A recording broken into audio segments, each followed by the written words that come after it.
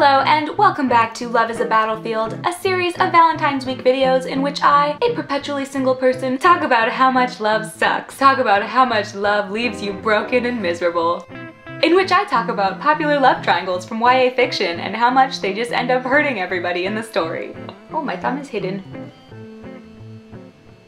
In today's video, I will be discussing the love triangle between Will, Jem, and Tessa from the Infernal Devices by Cassandra Clare. Just a quick disclaimer, this video contains spoilers for the whole Infernal Devices series, so if you haven't read those, you should probably do that, because it's great. But also, don't watch this video if you don't want to be spoiled. This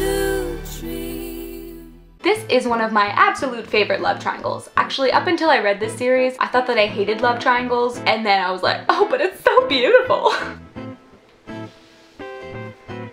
Got my shit together. Will and Jem and Tessa, my children, who are also wonderful. Although honestly, I did find Tessa a little bit annoying, maybe because she's just so nice all the time, and I am not, but I kind of thought she should just leave the picture, and then Jem and Will can live happily ever after. As always, I must begin this video by saying which team I am on. Now this is a tricky issue for me because I do like this love triangle and I kind of ship them both. The thing is, when I first read this series years ago when it came out, I was definitely team Will. I shipped Will and Tessa from the beginning, and Jem was sweet and I felt bad for him, but I was also like, meh, I'm over it. You know, Will had that whole sexy damaged bad boy thing going on. But then I reread the series last year because, you know, I've been part of Emma Book's Shadowhunters read along, and so I reread those, I guess sort of last summer maybe it was? Maybe a bit later. Doesn't matter. Anyhow, I was team Jem. I was reading this and being like, okay, once we find out where Will is coming from, you can see that he does love Tessa from the beginning, but Tessa doesn't know that, so really she has no justification for loving him beside the fact that he's cute. Until book 3 maybe, when they get to know each other better, but like in the beginning, basically her only reason for loving him is that he's hot. It's shallow AF. Not to mention, he's kind of abusive, and like, yes, he's got his reasons, whatever, but like, I'm kind of tired of like YA books justifying negative abusive behavior because he has his reason. Where's Jem?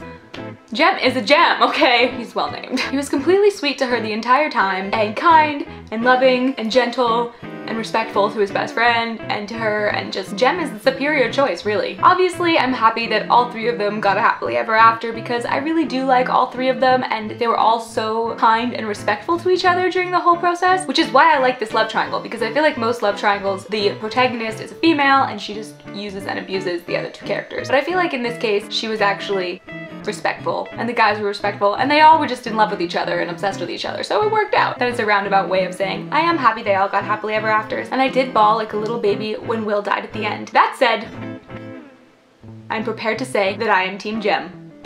Don't hate me. Those are my thoughts on those three.